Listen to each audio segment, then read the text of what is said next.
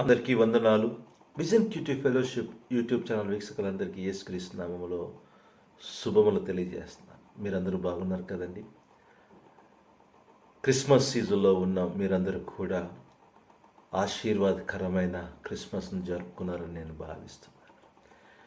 మనము మీకా గ్రంథము నుంచి ధ్యానాలు చేసుకుంటున్నాం. నేడు మన ధ్యానం కోసం ఏర్పాటు చేసుకున్న వాక్య భాగం ఏమనగా మీకా 7వ అధ్యాయం 1 నుంచి 13 వచనాలు. దయచేసి మీ దగ్గర బైబిల్ తెరవండి, కలిసి మొదటి 2 వచనాలు చదువుకొని మనం ధ్యానంలోకి వెళ్దాం. వేసవి కాలపు పండ్లను ఏరుకొనిన తర్వాతను ద్రాక్ష పండ్లను పెరిగే ఏరుకొనిన తర్వాతను ఎలాగుండునో నా స్థితి అలాగే ఉన్నది. ద్రాక్ష పండ్లు గల ఒకటియు లేకపోయెను. నా ప్రాణము నాకు ఇష్టమైన ఒక క్రొత్త అంజూరపు పండైనను లేకపోయిను. భక్తుడి దేశంలో లేకపోయిను. జనుల్లో యథార్థపరుడు ఒకడునూ లేడు. అందరూ ప్రాణహాని చేటుకై పొంచియుండు వారై ప్రతి మనుష్యుడును కిరాతుడై తన సహోదరుని కొరకు వల్లు ఒగ్గెను. చదుని వాక్యమును దేవుడు దీవించునుగాక. చదివిన వాక్యమును బట్టి మనం ఏర్పాటు చేసుకున్న అంశం ఏమనగా నిరాశలో కూడా దేవుని వైపు చూడండి. వాక్య భాగము బాగా చదివిన తర్వాత సారాంశాన్ని మనం గమనించినట్లయితే మీకా ఇక్కడ ప్రవచిస్తున్నాడు కదండి. ఇశ్రాయేలులో ఒక నీతిమంతుని కనుగోవడం కూడా కష్టమని ఆయన అభిప్రాయపడినట్లుగా మనం చూస్తాం. మీకా తీవ్ర నిరాశలో ఉన్నాడు. ఆయన ఎదుర్కొంటున్న సమస్యలన్నిటినీ కూడా చాలా వివిష్టంగా కూడా ఇక్కడ వర్ణించాడు. ప్రియమైన వాళ్ళ ఈ విషయాలు మనం ఆలోచన చేద్దాం. యెరూషలేము మోసము మరియు అన్యాయంతో నిండిపోయింది మరియు దాని నాయకులు న్యాయం కంటే తమ సొంత ప్రయోజనాలను అనుసరించారు. ప్రజల మధ్య నమ్మకము లేకుండా సడలిపోయింది కదండి. మరియు సమాజము సోదము మరియు గొమొర వలె ఇంకా దానికంటే అవినీతిపరమైపోయిందని మీకా చాలా బాధపడుతూ ఇక్కడ ఈ మాటలు రాస్తున్నట్టుగా మనం చూడగలుగుతాం. దేవుడు ఇశ్రాయేలుని తీర్పు తీర్చాడు.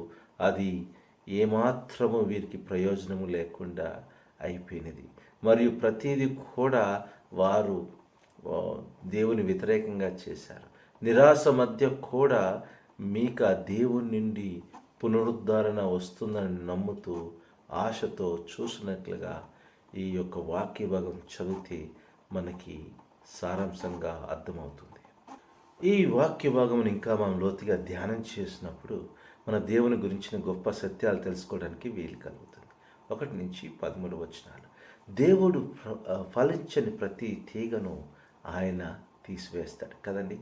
యోహాను సువార్త 15వ అధ్యాయంలో మనం చూస్తాం. ఫలింపని ప్రతి తీగను ఆయన తీసివేసి కాల్చివేస్తాడు అనే విషయాలు మనం చూస్తాం. దేవుడు మనల్ని ఎందుకు సృష్టించాడంటే ఫలాలు ఫలించడానికి, ఆయన కోసం జీవించడానికి, ఆయన మహిమార్థమే ఎదగడానికి. కనుక దేవునికి దగ్గరగా ఉంటే మనం ఫలాలు ఫలించవు. కనుక ఈ విషయాన్ని దేవుడు గుర్తు చేస్తాడు. బాహ్యంగా పచ్చగా కనబడవచ్చు, కానీ లోపల చూస్తే అంతా ఖాళీగా ఉంటుంది. బయటకు చాలామంది బాగా కనబడతారు, కానీ లోపల దేవుని వాక్యం కానీ విశ్వాసము కానీ వండునట్లుగా వారి జీవితంలో కనబడటం లేదు. ప్రియమైన వాళ్ళ ఈరోజు విషయాలన్నీ కూడా ఆలోచన చేయాలి, మనల్ని మనం పరీక్ష చేసుకోవాలి. కనుక దీన్ని బట్టి దేవుడు సంతోషించుడు, కానీ ఆయన నిజమైన ఫలాలను కోరుకుంటున్నాడు మన నుంచి. మనం ఏమైనా ఫలిస్తామేమని ఆశిస్తున్నాడు. మనము మరియు మన సంఘము ఎలాంటి ఫలాల్ని ఫలిస్తున్నాయో తెలుసుకోవడానికి దేవుడు ముందు వినయంగా మనల్ని మనం పరీక్ష చేసుకోవాలి.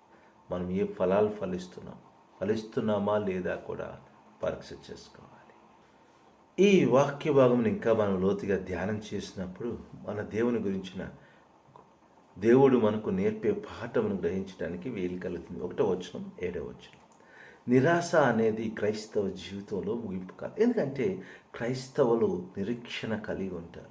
క్రీస్తులో బలంగా ఉంటారు, పరిశుద్ధాత్మ యందు విశ్వాసం ఉంచి ఆయనలో నిరీక్షణ కలిగి ఉంటారు. కనుక నిరాశ కలిగినప్పుడు మనం కృషించిపోం, కానీ ఇంకా ఉత్సాహంతో ముందుకు సాగుతాం కదండి. ఇక్కడ అదే చూస్తాం. కానీ ఆశ చిగురించుటకు ప్రారంభించే దశ అది నిరాశ కదండి.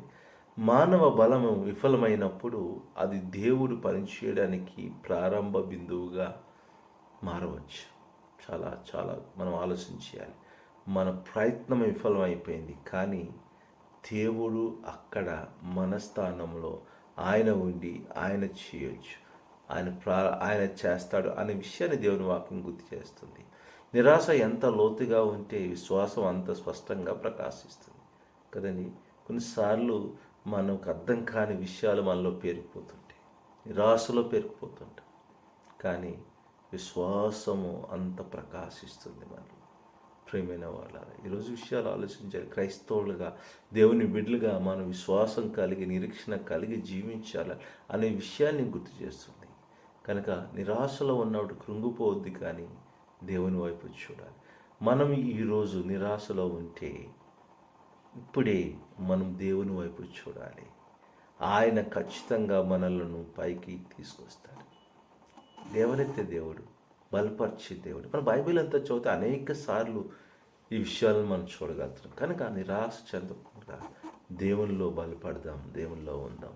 దేవుడు తప్పకుండా మనకి ఒక దారి చూపిస్తాడు. ప్రార్థన చేసుకుందాం. ప్రభా, మీ నామానికి వందనాలు, నీ వాక్యమును బట్టి, సత్యమును బట్టి వందనాలు.